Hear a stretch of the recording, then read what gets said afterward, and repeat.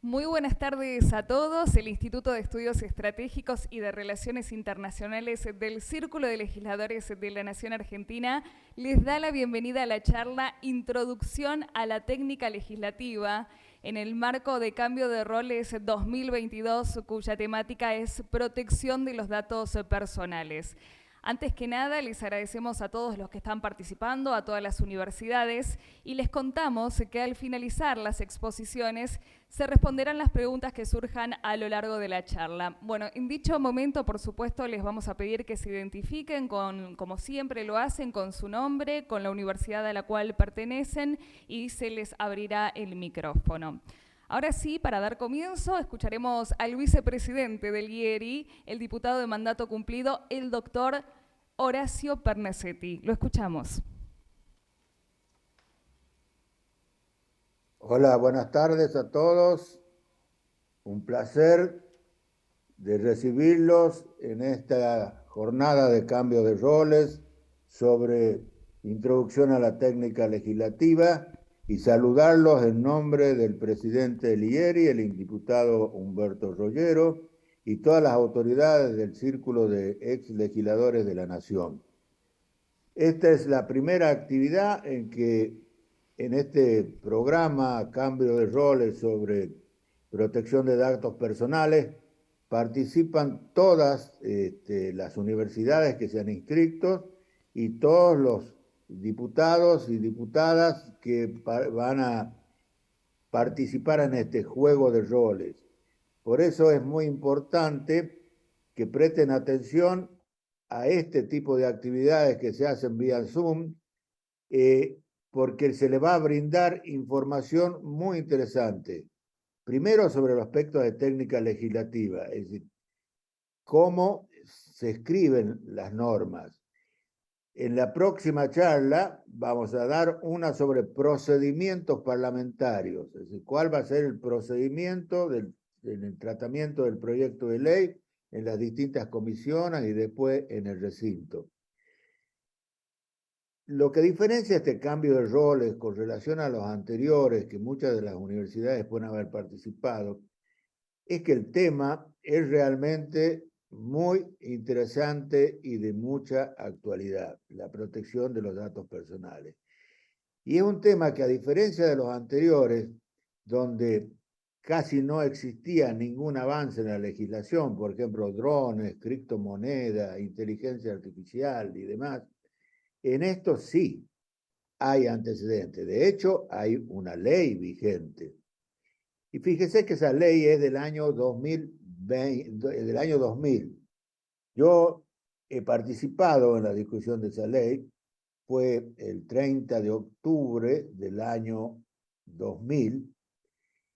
Y ustedes verán cómo en tan pocos años se está hablando de vuelta sobre este tema. Y es que las cosas pasan en el mundo de una manera tan imprevista. En el año 2000, yo recuerdo, estaba sentado en una banca de diputados, éramos muy pocos los diputados que teníamos celulares. Y eran esos celulares armas totas, no podíamos recibir mensajes de texto, no se podía recibir información. Internet apenas empezó a funcionar, no estábamos conectados en línea. Hoy la situación es distinta. Hoy el mundo está interconectado, no solamente acá, sino globalmente. Entonces el uso de datos no es solamente un problema nacional, sino un problema internacional también. De ahí la necesidad de volver a analizar estos temas. Y nos parece que haberles dado el anteproyecto para que ustedes trabajen es un hecho muy importante para que la academia, las universidades, se acerquen más a la política, para que a través de ustedes, futuros y futuras diputadas o diputados, senadoras o senadoras, puedan dar otra visión. De allí es que estamos muy contentos de recibirlos. El programa está hecho para que 3 de nuestros colaboradores en el IERI informen distintos aspectos de la técnica legislativa, que es muy importante, porque ustedes saben que cuando se producen problemas en interpretación de la ley, lo primero que hay que buscar es la letra de la ley, qué dice la ley. En segundo lugar, ver cuál ha sido la voluntad de del legislador. Y a veces no siempre la voluntad del legislador queda reflejada en el texto de la ley y se generan en el futuro muchos problemas. De allí es que les invitamos a seguir con atención este tipo de charlas que le van a dar las herramientas para que ustedes trabajen. Ustedes tienen que pensar que cada universidad es un partido político, que ha recibido un esqueleto, que es un proyecto de ley como idea. Ustedes lo van a desmenuzar, lo van a ampliar, lo van a reescribir, después podrán hablar con otras universidades, como otros partidos políticos, armar proyectos comunes, tener 2, 3, 4 proyectos de acuerdo a lo que surja de las discusiones. Es un desafío muy grande, cambio de roles para todos ustedes.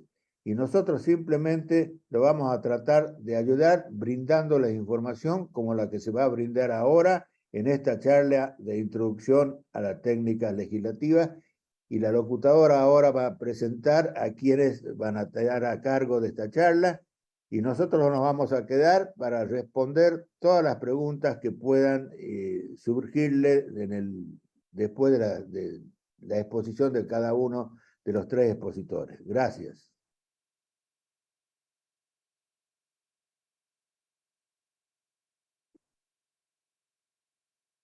Especializado en Derecho Constitucional y Parlamentario, fue directivo en áreas de investigación y capacitación y en la actualidad se desempeña como asesor legislativo en la Prosecretaría Parlamentaria del Senado de la Nación y además es asesor del IERI. Doctor, lo escuchamos.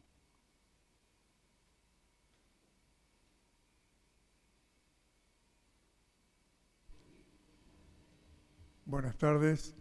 Es realmente un placer contar con este espaldarazo de confianza que las autoridades del Círculo de Legisladores de la Nación Argentina y el IERI nos brindan a nuestro equipo, donde me acompañan la licenciada Susana Neapolione y la doctora Graciela Gianoli, para brindarles a ustedes, estimados y queridos alumnos universitarios de todo el territorio de la República, una capacitación a la que, para ser coherente, nos obliga directamente el reglamento que ustedes han recibido como parte de ese conjunto instrumental de material, de documentación, que les pone en la cabeza de ustedes, del coordinador universitario y de los asesores, este difícil desafío, interesante, atrapante, casi diría apasionado, ¿por qué no?, de brindar ante nuestra institución, en este ejercicio institucional, un proyecto legislativo. Y, como bien lo decía recién el vicepresidente, el diputado mandato cumplido Horacio Pernacsetti, ustedes han recibido un texto disparador, un texto que de alguna manera los lleva a pensar y a reflexionar, debe llevarlos a eso. No hemos hecho más que cumplir con el artículo 4 y 5 del reglamento recibido, que nos pide una capacitación en técnica legislativa, precisamente, y no por casualidad, antes de pasar, como lo dijo el diputado, al procedimiento parlamentario y luego al tratamiento en comisiones que ustedes sucesivamente recibirán. ¿Qué significa esto de la técnica legislativa? Me gusta hablar del arte de legislar. Legislar es crear un derecho, una disposición, una normativa que regule las relaciones entre las personas como búsqueda de un ámbito civilizado de convivencia. Y eso es precisamente lo que ustedes tienen que hacer. No necesariamente tienen por qué respetar a rajatabla el texto enviado. Tienen que desmenuzarlo, para usar otra vez la palabra del diputado preopinante. ¿Por qué? Porque nuestra esencia en esta porción de la técnica legislativa que integra el capítulo Derecho Parlamentario, que a su vez pertenece al Derecho Constitucional, tenemos este desagregado del arte de legislar. ¿Qué significa? Que tenemos allí cuestiones distintas. Una cosa es la función legislativa, otra esencia distinta tiene el acto legislativo. El acto legislativo es aquí el género, comprende a toda clase de manifestación y voluntad que tiene como órgano emanador las cámaras. Ustedes alumnos del Cambio de Roles 2022, constituyen un cuerpo legislativo a estos efectos y lo diferenciamos de lo que es la función legislativa, que es en este caso un deber constitucional. El acto, en nuestra oportunidad, en nuestro caso, es el resultado, va a ser el producto. Este producto, entre comillas, a medias, que ustedes han recibido por texto, que, como dice el reglamento, funciona como un disparador presentado por el Poder Ejecutivo Nacional, es lo que ustedes van a tener que estudiar, evaluar, corregir, reformular, quizá suprimir algún capítulo, algún artículo, quizá agregarlo. Este producto no se llama de otra manera que la ley, que es la fuente de derecho más importante y que es el producto legislativo, el resultado de la labor legislativa más acabada. ¿Hay otros actos legislativos? Sí, claro. Ustedes no están convocados para eso, pero sí están convocados, como lo dice la Constitución Federal, el Senado y nuestra Cámara de Diputados de la Nación. Un acto legislativo puede ser sesionar en asamblea para considerar, por ejemplo, un pedido de licencia del presidente de la Nación. Pero en este caso ustedes tienen una tarea de elaboración, una tarea de construcción de la ley. Y la ley es ese texto, porque se trata simplemente de usar, y luego lo va a trabajar la licenciada Napoleone en detalle, el lenguaje, el texto, la escritura, va a resultar aquí la herramienta básica, elemental y fundamental. Esta legislación, este texto, tiene que ser lo más llano, sencillo, eficaz, y debe lograr su cometido, debe llegar a su fin, no debe tener coartadas, ni atajos, ni ambivalencias. Mis compañeras de equipo luego van a entrar en estos detalles, pero yo en general trato de situarlos a ustedes en esta labor, en este métier que les espera de acá hasta que sesione nuestro recinto el próximo viernes 18 de noviembre. Entonces, como decíamos, esta fuente principal del derecho nos lleva directamente a la técnica, que es el arte de manejar y adecuar la redacción o la reformulación de ese texto. Por eso les digo que, entre comillas, no se enamoren de este texto disparador. Tienen que someterlo bajo la lupa y hacerle todas las correcciones, adecuaciones, reformulaciones que crean pertinentes, cuidando también, y no lo dije recién en esa suerte de enumeración, la coherencia, el lenguaje llano, la sencillez, para que el texto dé sus frutos y cada una de las personas destinatarias de él pueda usarlo y pueda comprender cuál es la finalidad del producto. Entre los elementos del acto legislativo, ya van a ver ustedes, como mis compañeras comienzan haciendo un ordenamiento lógico y sistemático del texto de la ley, donde por supuesto tiene mucho que ver cuál es el objeto, cuál es la finalidad, hacia dónde apunta, cuáles son los deberes.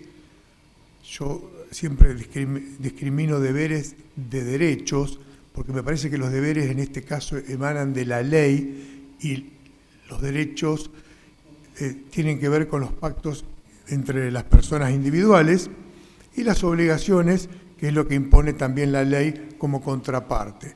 Luego de desarrollarse y ampliarse cada uno de los derechos y deberes, o derechos y obligaciones, si prefieren, vendrán las sanciones, si las hay, vendrá la autoridad de control, si tiene razón de ser, ustedes deberán desmenuzarlo, para qué la autoridad de control, el por qué, más de una, por qué llenar de burocracia si no es necesario.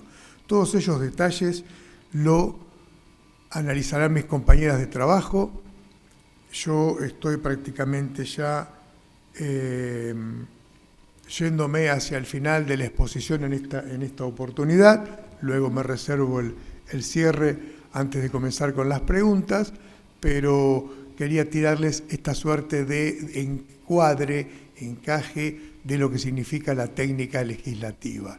Es el arte de adecuar las palabras, el texto, este lenguaje tan rico que tenemos, que es el castellano, para que posibilite que se cumpla acabadamente la finalidad de la ley. Y ustedes tienen esa misión, ese desafío, no para convencernos a nosotros, las autoridades del IERI o las autoridades del Círculo o los especialistas que estamos acá atrás de cada uno de los textos, para convencer a sus propios colegas legisladores, para convencerlos de que el que ustedes presenten individualmente como universidad o en bloque, ya vamos a trabajar sobre esta cuestión de la búsqueda de consensos tan necesaria, tan imprescindible, en aunar esfuerzos, cediendo quizá un poquito de cada pretensión para lograr que resulte el proyecto más posible y más acabado. De esta manera doy por concluida esta primera intervención mía y sí, les agradezco realmente la atención. Espero haber estado a la altura de lo que ustedes esperaban. Muchas gracias. Muchas gracias, doctor.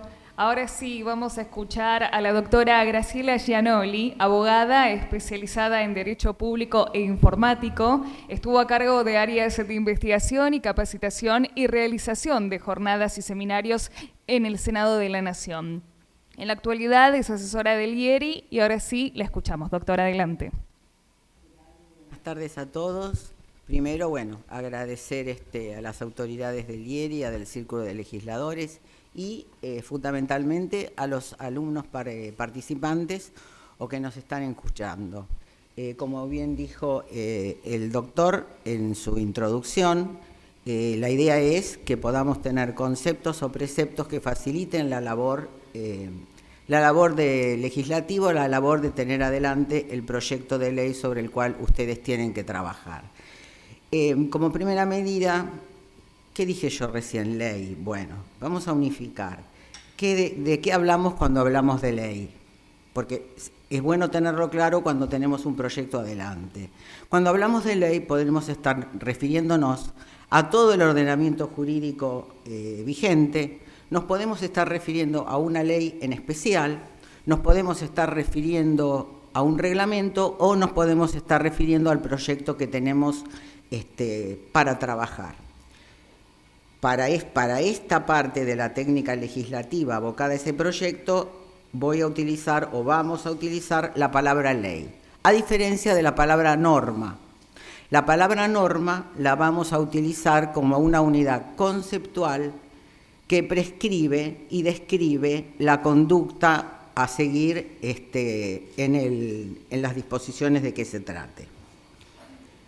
Para esto, primero vamos a definir entonces qué partes tiene una ley, como lo acabo de definir. Las partes de la ley son el título, el articulado y los fundamentos. Esta ley viene, es conveniente que venga, de acuerdo a la técnica legislativa, ordenada en una base temática que empezaría con lo que son las definiciones o disposiciones preliminares, le seguirían las disposiciones genéricas y especiales, A continuación deberían consignarse las disposiciones orgánicas y procesales, después las sancionatorias, las financieras luego si las hubiese, y por último las disposiciones finales. Ahora sí entramos directamente en la temática en sí. ¿Qué tiene que llevar una ley? Bueno, como es obvio, un título. ¿Qué es el título? El título es el nombre de la ley, es lo que lo identifica, es como su cédula de identidad. Lo que lo denomina debe ser preciso, debe ser claro, debe ser breve y debe ser poder entendido, o sea, claramente. Debe también estar escrito, aunque parezca una obviedad, debe también estar escrito en todo en el texto normativo. Si estamos hablando de, no sé, de la ley de matrimonio igualitario, bueno, en el texto de la norma va a aparecer la palabra matrimonio igualitario. El título es el que sanciona la Cámara. No puede haber otro título. A veces conocemos leyes que se les asigna un nombre, la ley de glaciares, la ley de humedales, etc.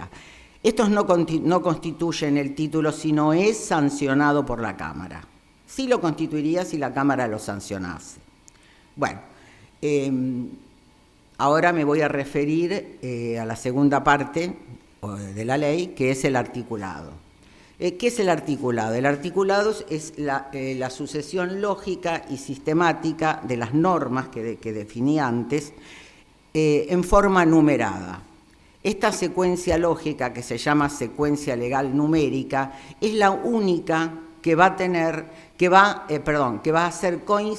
a coincidir en todo el ordenamiento jurídico. Todo el ordenamiento jurídico debe tener esta secuencia legal, normativa, articulada y numerada. Bueno, el artículo es, en cambio, la unidad prescriptiva que dispone la conducta a seguir y está contenido por la norma.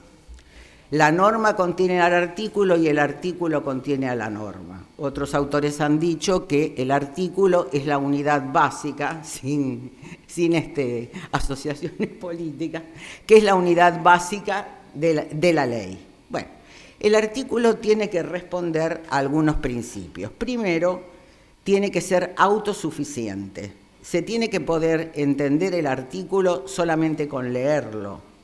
No se debería tener que recurrir a un artículo anterior o a un artículo posterior para tratar de entender qué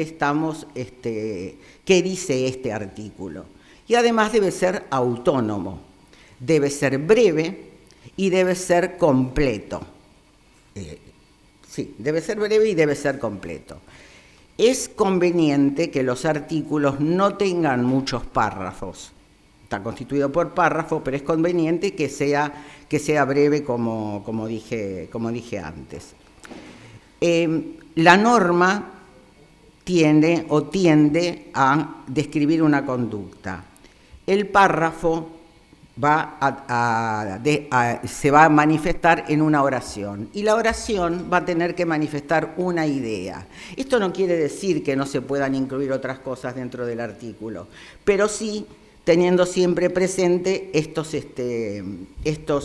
principios. Ahora voy a la numeración. El articulado siempre debe estar numerado, siempre. La numeración puede ser ordinal o puede ser cardinal.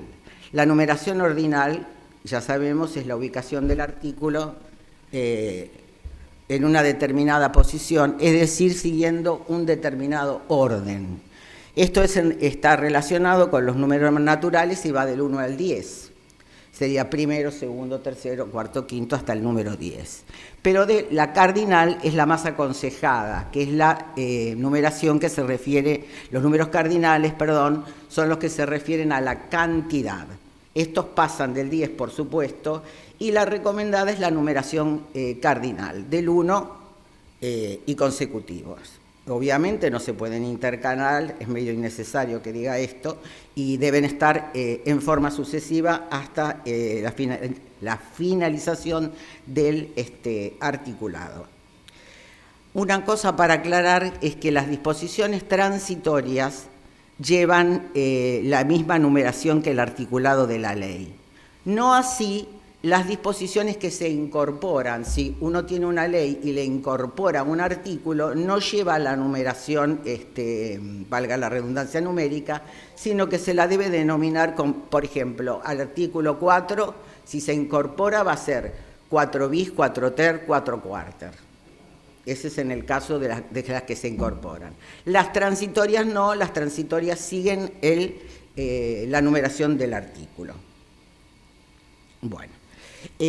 Una cosa para aclarar en cuanto a la numeración es que cuando tenemos, siempre se recomienda la numeración no cifrada, obviamente, pero cuando en un párrafo de un artículo, por ejemplo, se debe comenzar con un número, ahí sí se comienza con el texto cifrado, es decir, escrito, sin numerar. Bueno, ahora vamos a algo importante, que es el epígrafe. ¿Qué es el epígrafe?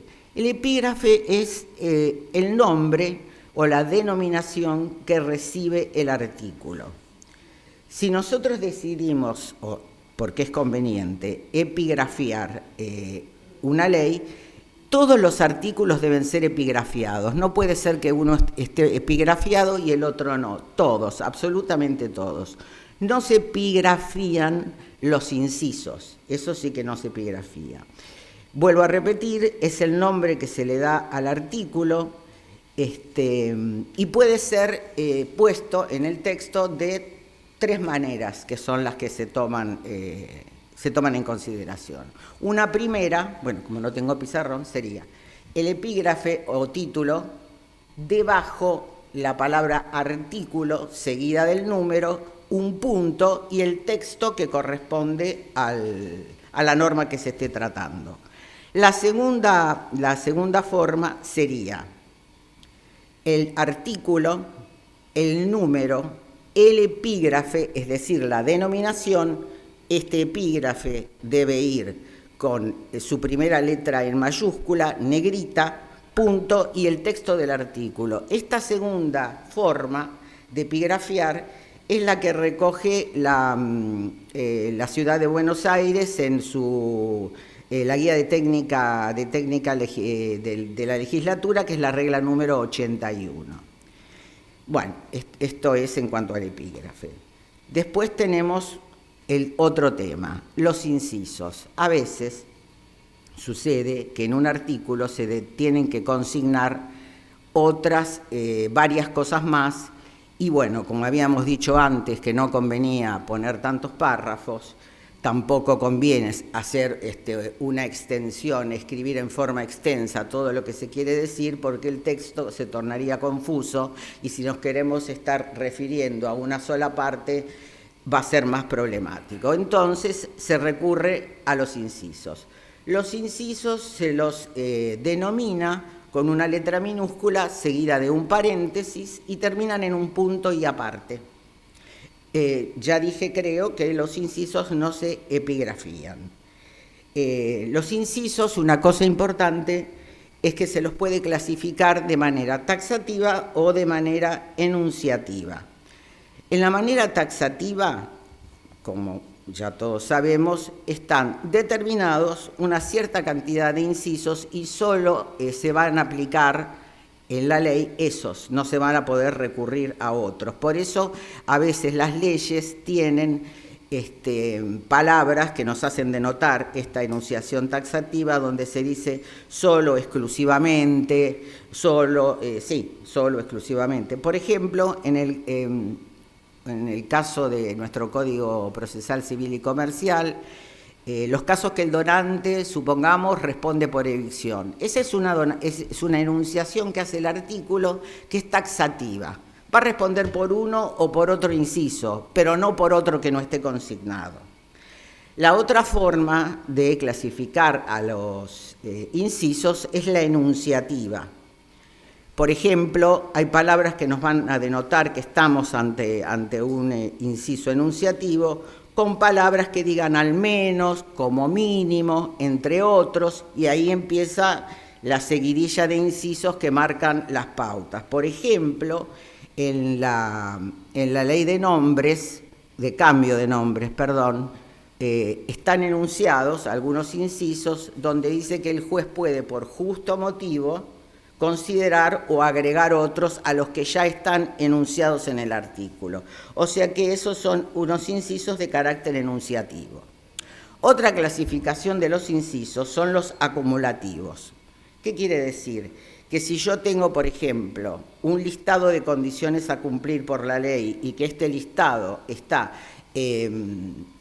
descripto en incisos, se deben cumplir la totalidad de los incisos. Esto quiere decir acumulativo. No puedo cumplir unos y no cumplir otros. Por ejemplo, en la ley de matrimonio, bueno, hay una cierta seguidilla de pautas a cumplir que se deben cumplir todas, son acumulativos.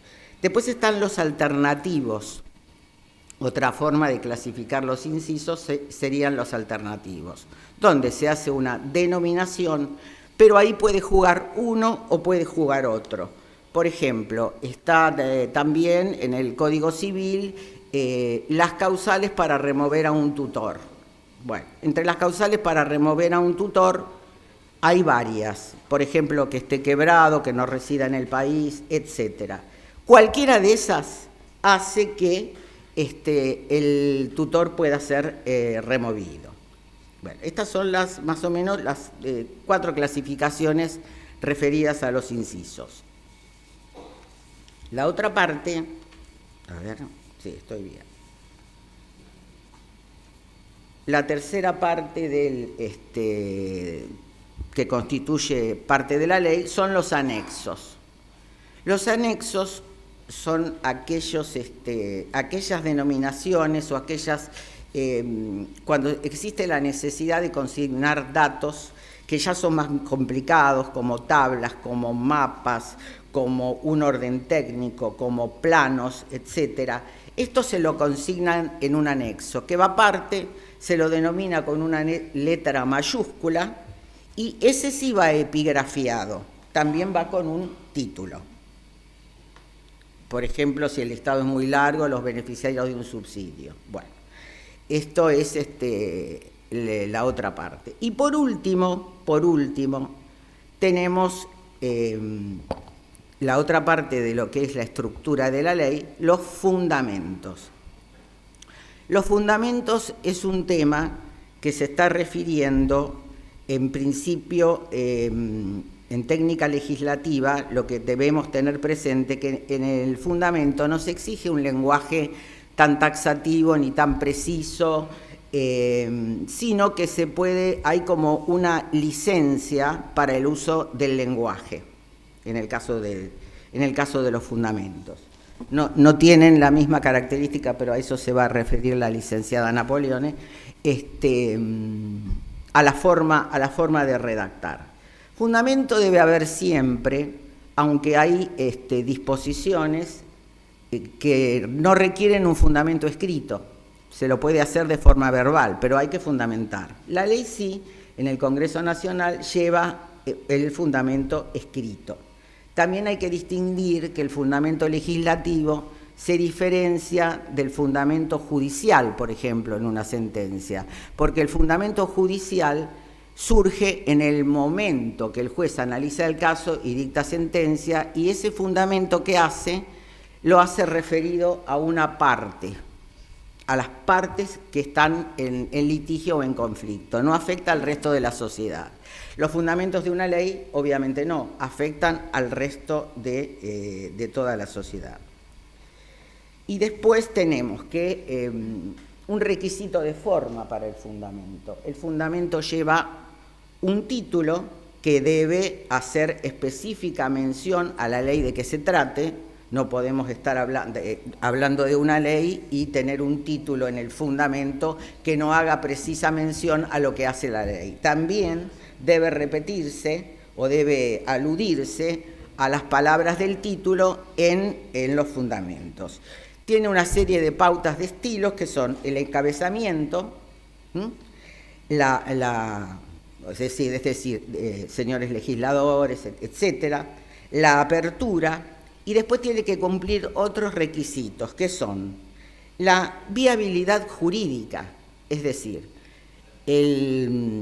el sistema jurídico no es un conglomerado de leyes o un conglomerado de artículos o un conglomerado de normas dispersos entre sí y que no tienen coherencia. No, deben tenerla. Entonces, en los fundamentos de la ley, lo que hace el legislador es analizar esta viabilidad jurídica.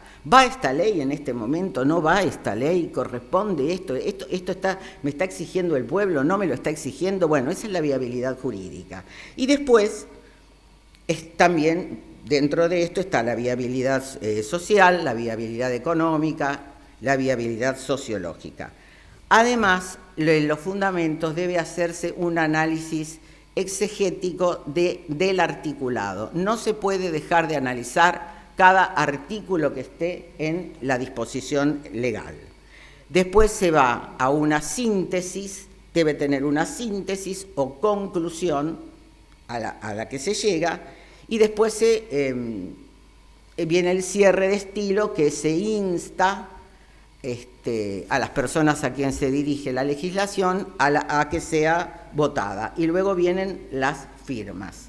Bueno, creo, si no me equivoco, que con esto terminó mi exposición. Agradezco y los dejo en mejores manos, que son los de la licenciada Napoleone, bueno, amiga también. Muchas gracias, doctora. No, ahora sí, como bien decía, vamos a escuchar a la licenciada Susana Napoleone, licenciada en Educación, exfuncionaria legislativa en la Cámara de Diputados de la Nación, en el área de capacitación, y en la actualidad se desempeña en la Coordinación General del IERI. Licenciada, la escuchamos. Adelante.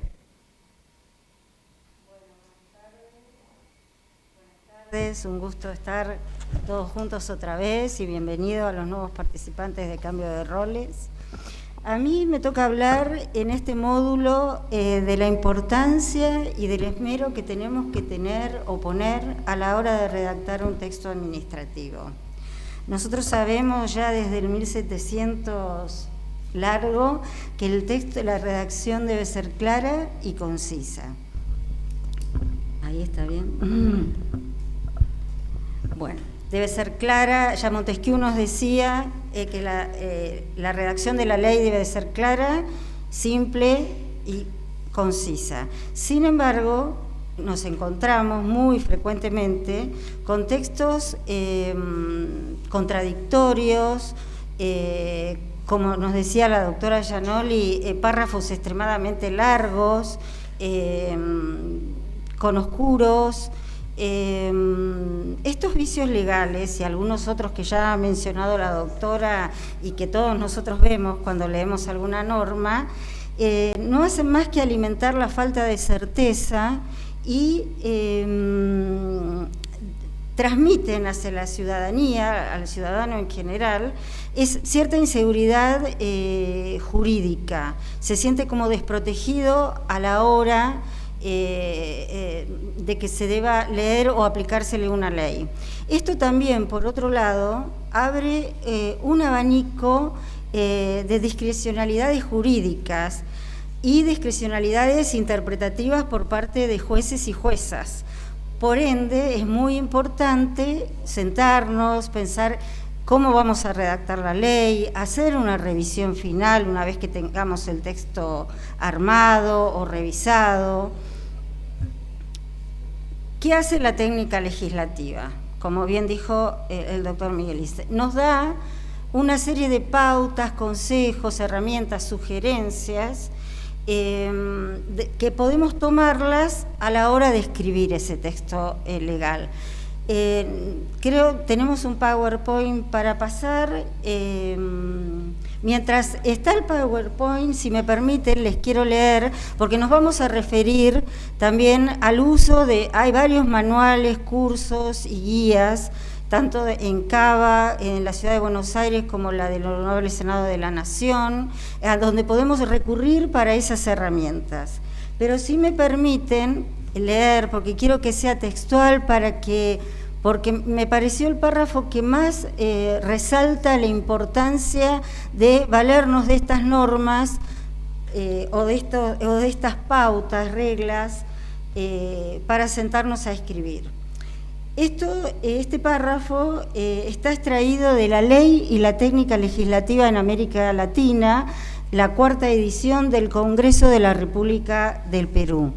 Y dice: podríamos sostener que una norma cuyo contenido es ambiguo, incoherente e incompleto también afectaría el principio derecho de igualdad de los ciudadanos ante la ley, en tanto aumenta la discrecionalidad de la judicatura, habilitándolo para que vía interpretación emita fallos, por decirlo menos, contradictorios, dejando en los ciudadanos la sensación de que la justicia se encuentra al servicio de grupos con poder económico o político.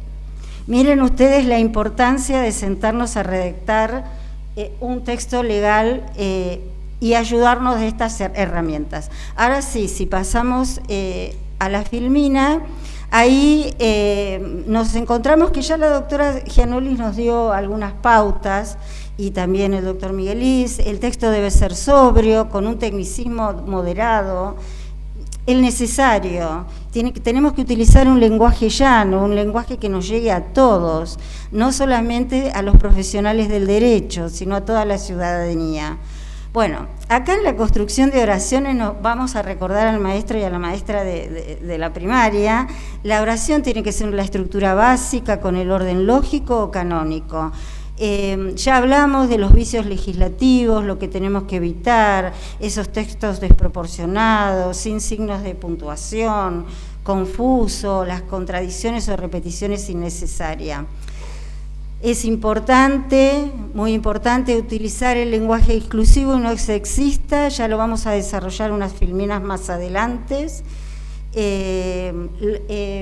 Los manuales de técnica legislativa y las guías nos advierten que es preferible utilizar la voz activa a la voz pasiva.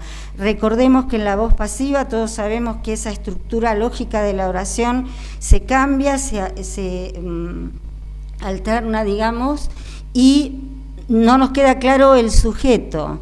Bueno, en la sintaxis el sujeto siempre tiene que ser expreso, evitemos el sujeto tácito y también evitemos el se impersonal. Esta es la regla 140 del Manual de Técnica Legislativa de la Ciudad Autónoma de Buenos Aires. En este se impersonal pusimos evitar, porque es un recurso el C que vamos a usar, sí podemos usar con cuidado, cuando tengamos las pautas para el lenguaje inclusivo y no sexista. Bueno, evitar los neologismos, salvo cuando sea alguna descripción técnica o indispensable, que ya esté asimilado por la población ese tipo de neologismo. Siempre preferir la formulación positiva a la negativa, esto para la vida, no solamente para la redacción de las leyes. No usar sinónimos, y ojo con esto, o sea, a iguales términos debo usar iguales conceptos. Aquí es preferible ser repetitivo, aunque tenga que repetir el término 100 veces, y no cuidar tanto el estilo. Con las definiciones ya nos habló la doctora Giannoli en la parte de la descripción de la ley. Yo me voy a referir a las descripciones terminológicas, estas si llegan a ser necesarias. La otra filmina...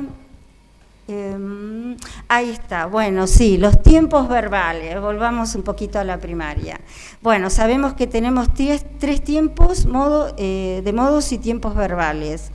Debemos usar el presente del indicativo para la parte prescriptiva, para el articulado, siempre el presente. El presente es abarcativo del todo, define bien.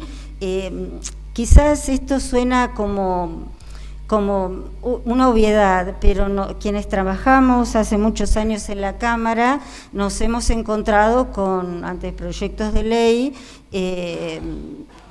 escritos en un futuro. Entonces, bueno, ¿cuándo aplica la ley el juez o la jueza? Bueno, salvo el artículo de forma, debe estar escrito en modo imperativo. Bueno, las modalidades deónticas sí, utilizarlas en la redacción de la parte prescriptiva nada más, y evitemos el gerundio. Porque el gerundio, bueno, no está definido, no tenemos definido el sujeto, el tiempo, y generalmente no lo usamos bien el gerundio. Nos da la sensación de continuidad, nosotros lo usamos con posterioridad, así que tratemos de evitar el gerundio. A ver, la filmina que sigue. Bueno, lo de los partes del proyecto de ley vamos a pasarla a la filmina 6, 7, 8, porque ya ha profundizado la doctora Gianoli a la perfección. Bueno, ya hemos visto la parte sustantiva principal, ya nos habló hablado el doctor Miguelis del encabezado y del título, seguimos. La parte final, por ahí nos detenemos un poquito en los fundamentos, porque yo sí quiero agregar algo de los fundamentos, para referirme a uno de los modos de los tiempos verbales. Bueno, acá sí, en los fundamentos dejemos aflorar la Jane Austen, los Cortázar, los García Márquez, que todos llevamos adentro, porque acá tenemos que motivar, tenemos que convencer de que nuestra propuesta, de que nuestro proyecto legislativo es el que más conviene. Entonces, bueno, ¿cómo hacemos esto? Esto tiene que ser una redacción expositiva, ¿no es cierto? Ahí podemos utilizar todos los recursos, metáforas. Tenemos que convencer a nuestros colegas de que nuestra propuesta es la mejor para que las voten. Entonces, bueno, ¿cómo hago bien un texto argumentativo, aparte de tener una buena oratoria? Bueno, utilizo ciertas herramientas que van a darle la razón a lo que yo estoy fundamentando. O sea, utilizo datos, utilizo... bueno, las universidades son una fuente inagotable de conocimiento, utilicemos toda la información y el conocimiento posible para convencer en nuestros fundamentos a nuestros colegas. Y ahí el legislador o legisladora va a expresar la justificación, los motivos jurídicos, políticos y filosóficos que impulsan la iniciativa. Recuerden que es un texto persuasivo, no prescriptivo como en el articulado. Seguimos con la otra filmina. Bueno, esta filmina está hecha especialmente a pedido de la Secretaría Operativa del IERI. Bueno, son como ustedes deben presentar y enviar su anteproyecto de ley. Ahí van a tener el mail del instituto. También unificamos el modo de presentación, la letra debe ser Arial y de tamaño número 12, hoja 4, interlineado espacio y medio, y por favor, esto no pasa en los anteproyectos reales, pero nosotros necesitamos que tenga una carátula, su anteproyecto, donde contenga el logo de la universidad, y también quienes propicien de autores, los legisladores y las legisladoras que propicien de autores del anteproyecto. Diego se sonríe. Bueno, la otra filmina. Bueno, esta es la parte, el módulo 2. Y vamos ahora sí a hacer a dedicarle brevemente al lenguaje, una parte del lenguaje inclusivo o no sexista. Todos sabemos que aquello que no se menciona tiende a invisibilizarse, ¿no es cierto? Bueno, acá tenemos el expediente 431 de la Convención Nacional Constituyente, o sea, cité un ejemplo.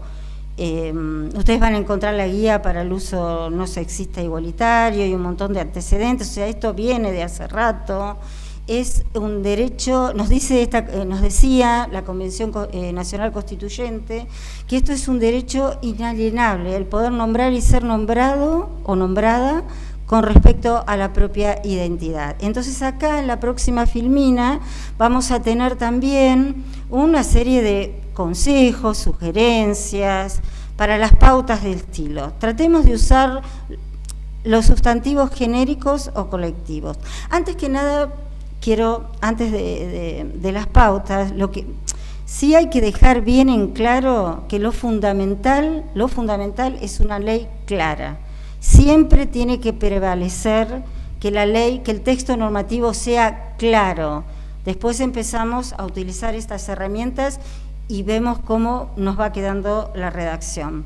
Pero con respecto a esto, evitemos los sustantivos genéricos o colectivos, los desdoblamientos, que a veces decimos, los desdoblamientos. Bueno, los desdoblamientos sí, los podemos usar con una barra o con los conectores I, U, O. Cuidado con los desdoblamientos, se doblamos en el artículo, no desdoblamos después del sustantivo, el adjetivo o el determinante, no, se desdobla al principio.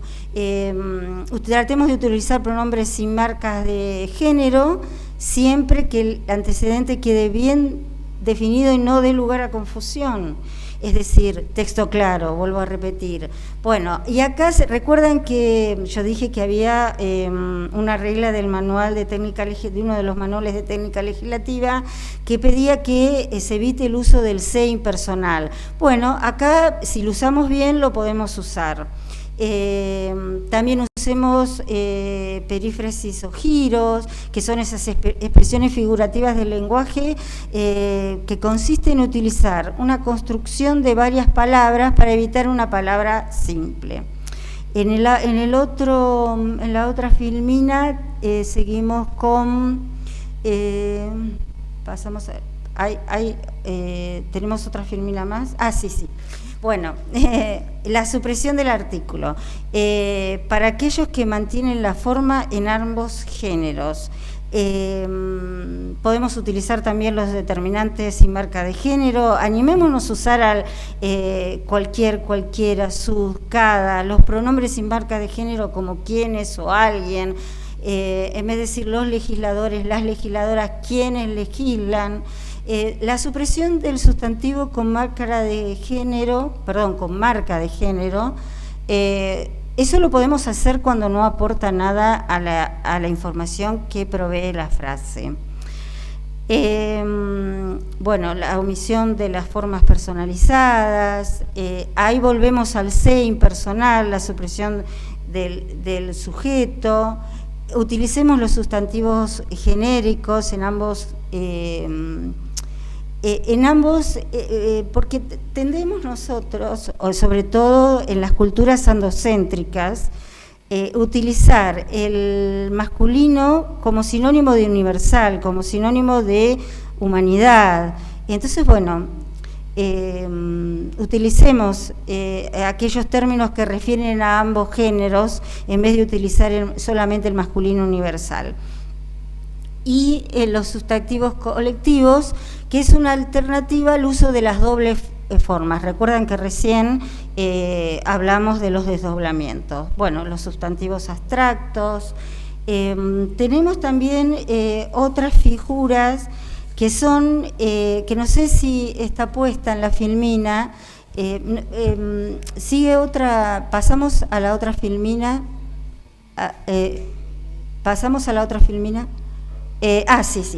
bueno, los duales aparentes. Bueno, ojo con los duales aparentes, porque hay un ejemplo muy simple,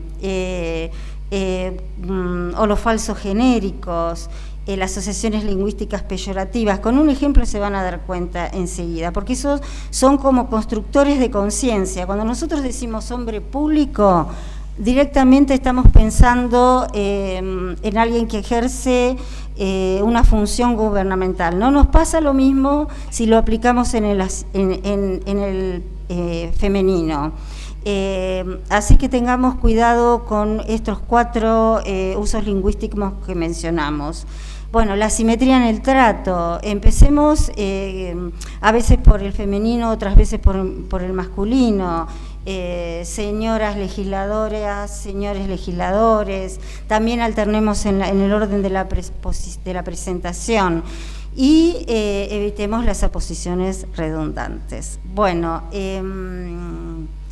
para finalizar, ya creo que la siguiente filmina, ustedes van a encontrar, porque esto fue breve en el tiempo que pudimos compartirlo, estas herramientas, ustedes van a encontrar en la bibliografía y van a encontrar en la página web que se cita muchos ejemplos, así que bueno, estemos a la altura de los tiempos. Recuerden que el redactar una norma legislativa, como ya lo dijo el diputado Pernacsetti, tiene que ser el fiel reflejo de la intención del legislador. Miren qué responsabilidad. Bueno, a disposición, muchas gracias a mis compañeros de mesa y estamos... Bien, muchísimas gracias, licenciada. Bueno, ahora retoma la exposición el doctor Néstor Fabián Miguelís, lo escuchamos nuevamente. Estimados alumnos, legisladores para el cambio de roles 2022, para otorgar y cerrar con lo que significa la coherencia y eficacia de los sistemas normativos, tenemos que evitar en este trabajo, en esta labor, en este arte de legislar que ustedes tienen por delante, las contradicciones, las lagunas normativas y la inflación legislativa. Perdónenme si el tema tiene algo que ver con nuestra realidad socioeconómica y demás, pero se refiere a la hiperabundancia de normas, cláusulas, recursos y demás que pueden obviarse con un poco de celo y mirada bajo la lupa en cuanto a cuál es nuestra finalidad como legisladores y hacia dónde apuntamos. Para cerrar, nuestros objetivos específicos en intentar brindar esta introducción a la técnica legislativa es que ustedes, estimados y queridos alumnos, coordinadores, comprendan la clasificación de los actos legislativos, definan las etapas del diseño y la elaboración de un proyecto o la reformulación de un proyecto, apliquen correctamente la estructura de la ley, como bien lo desmenuzaron mis compañeras de equipo, la doctora Gianoli y la licenciada Napoleone. Redacten el proyecto con el lenguaje pertinente, llano, sencillo, lenguaje claro, conociendo los principios de la dinámica legislativa, aplicando la lógica en la elaboración precisamente de este conjunto de disposiciones, de cláusulas, de artículos, y final, y tiene mucho que ver con la tarea que nos reúne hoy y nos va a reunir, insisto, hasta el final del día viernes 18 de noviembre, examinen con sentido crítico el anteproyecto enviado por el IERI a los efectos de trabajar sobre él, interpretarlo y reformularlo si es necesario y ustedes están convencidos y pueden convencer a sus pares de ello. Muchas gracias. Ahora sí, la locutora. Sí, muchísimas gracias, doctor. Y bueno, ahora sí, momento de evacuar las dudas, momento de las preguntas. Les comentamos cómo vamos a ir haciendo la metodología teniendo en cuenta esta modalidad online. Los voy a mencionar porque ya hay algunas preguntas y ahí se les va a abrir el micrófono para que puedan efectuarla. Vamos a escuchar a Mauricio Ariel Castro. Les pedimos que también identifiquen a la universidad a la cual pertenecen cuando hagan su pregunta.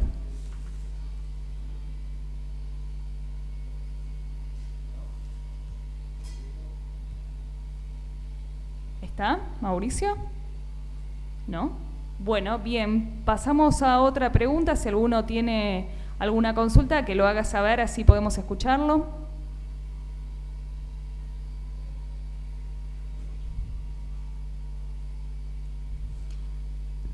¿No? ¿No hay ninguna duda entonces? Yo, si puedo decir. A ver, Susana Napoleone quiere aclarar algo. Sí, es sobre una consulta porque nosotros hablamos de manuales, de guía, las explicaciones de los doctores y la doctora, pero a los errores de tipeo no hay manual, no hay Word que nos salve. Entonces quiero hacer una aclaración. En el proyecto de ley que ustedes recibieron de nuestra parte, hay un artículo que está mal numerado y es, en realidad es el artículo 82, creo, y su numeración correcta es la 79. Así que vaya esta aclaración de tipeo, que todavía no se han desarrollado los manuales con respecto a poner mal los dedos. Muchísimas gracias por la aclaración, licenciada. Quien tiene la palabra ahora es el vicepresidente del IERI, el diputado doctor Horacio Pernaceti. Lo escuchamos. Bueno, muchas gracias. Muy interesantes las exposiciones. Espero que a todos los participantes les sirva. Hay un tema que me gustaría indicarle, vea la importancia que tiene, como decían bien los conferencistas, el tema de la redacción, del nombre, etc. Fíjese que la ley que hoy está vigente, la 25326, de protección de datos personales, en realidad, cuando se dictó, era la ley de habeas data, porque pretendía esa ley reglamentar el artículo 43 de la Constitución en la parte que establece que toda persona puede interponer una acción para tomar conocimiento de los datos a ella referidos y de su finalidad, y que consten en los registros o datos públicos o privados destinados a proveer información. Para ese momento quizás estaba bien. Lo que se pretendía, o pretendíamos entonces los legisladores, es reglamentar ese artículo de la Constitución. Pero a partir de la evolución técnica, esto es claramente insuficiente, porque los datos de las personas no están solamente en registros públicos, sino surgen de la actividad diaria que nosotros hacemos, de las cosas que compramos en cualquier casa de comercio, de los pasajes que compramos, si cargamos una tarjeta SUBE. Todos estos datos se almacenan en algún lado. Y de golpe, si uno consulta sobre determinado producto en la web, a los 2 minutos está recibiendo ofertas y uno no sabe cómo se enteraron.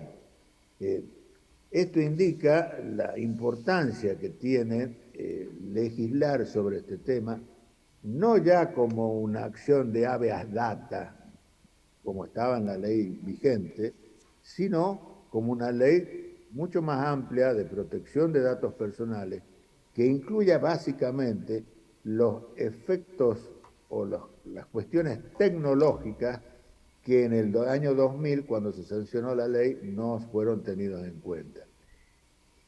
Y para redactar esta norma tienen que basarse en los antecedentes y, por supuesto, consultar toda la parte técnica, informática. Por eso participan en las distintas universidades, no solamente algunos alumnos de las carreras de abogacía, sino de otras carreras también, que tienen que ver con la informática, con el tema de la salud, la protección de los datos personales en materia de salud, etc. Así que es un desafío muy grande.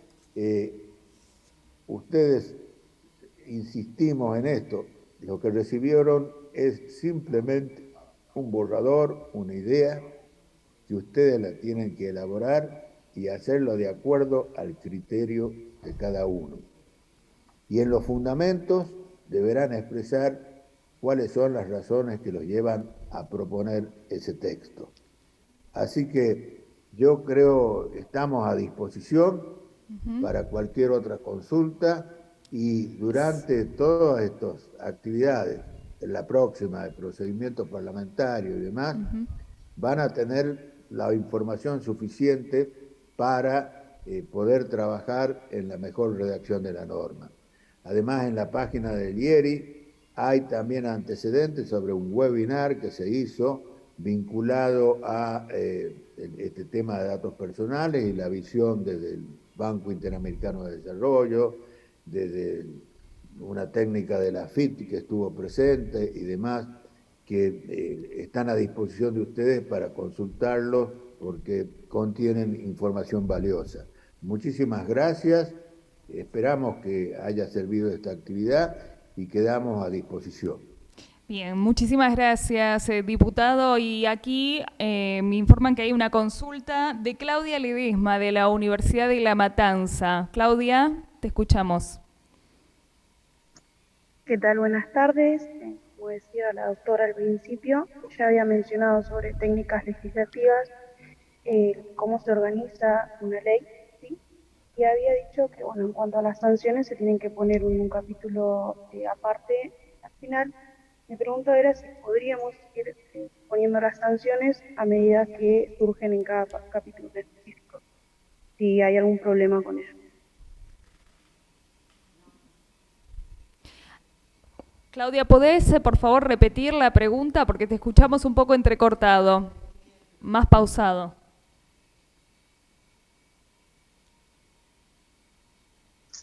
Sí, ¿se me escucha ahí? Sí, perfecto.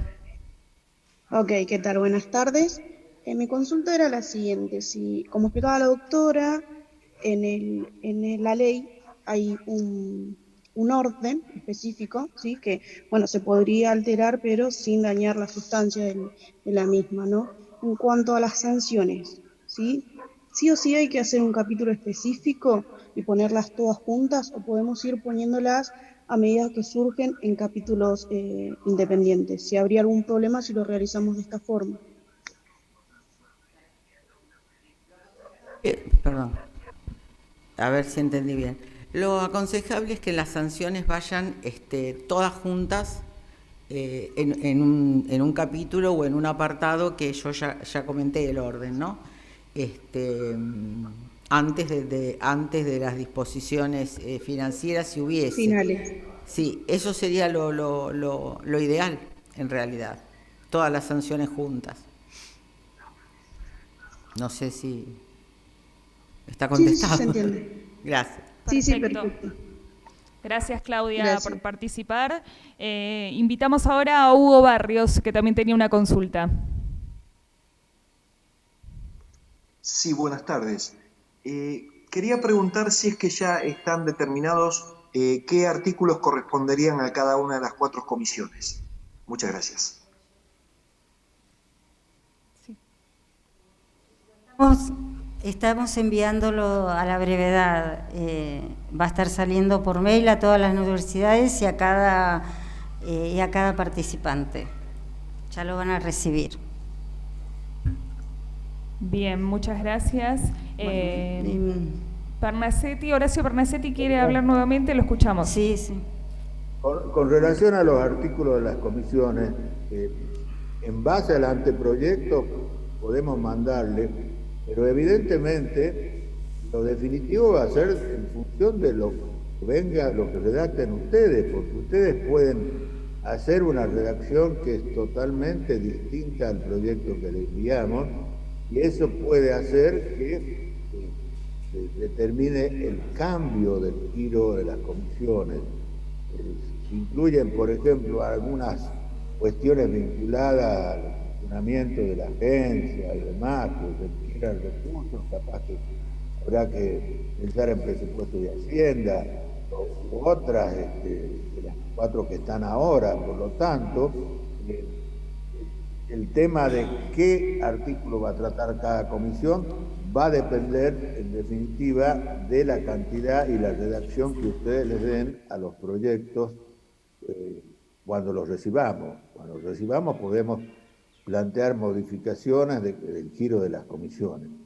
Y eso lo vamos a ver seguramente en la próxima charla, que va a ser procedimiento parlamentario. Bien, muchísimas gracias. Por aquí me informan que ya no hay más preguntas, así que le vamos dando un cierre a esta charla. Por supuesto, les agradecemos a todos los que han participado, les agradecemos al diputado de mandato cumplido, el doctor Horacio Pernacsetti, al doctor Néstor Fabián Miguelís, a la doctora Graciela Gianoli, a la licenciada Susana Napoleoni y, por supuesto, a todos ustedes. El Instituto de Estudios Estratégicos y de Relaciones Internacionales del Círculo de Legisladores de la Nación les agradece a todos por haber participado y les desea que tengan una excelente jornada. Muchas gracias y hasta pronto.